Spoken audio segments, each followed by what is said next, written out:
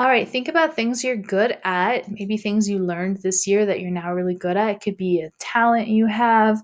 Maybe you're really nice to people. That's a really big deal if you're good at that. Maybe you're good at including others. Maybe you're good at a sport or music, and you can write it in here. You can also add pictures if you want to. So there's a text box under here. I'm just going to click, and I can write in full sentences or I can make a list.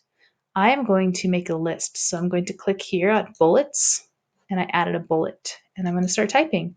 So I am good at drawing.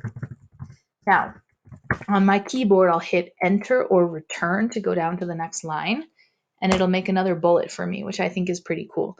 I'm good at drawing. I'm good at singing, being nice to others, and I'm good at basketball. Now, if you want to change the font, you can.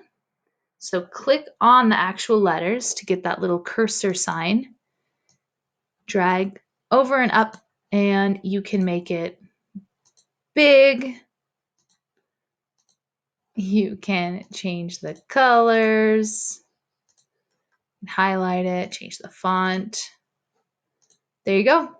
If you want to add a picture too, you can. So since I said I was good at basketball, maybe I'll put a basketball here. Or I said I was good at drawing. Should I take a picture? I could hold up one of my drawings in front of the camera and take a picture of myself.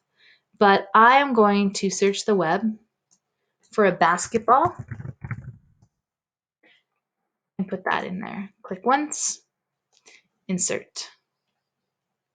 So there's a photo. And you know what? There's space around the outside too. So if you want to put basketball here and a painting here and a paintbrush here and a music note here, you can use this space and put other cool things around it that represent the things that you are good at.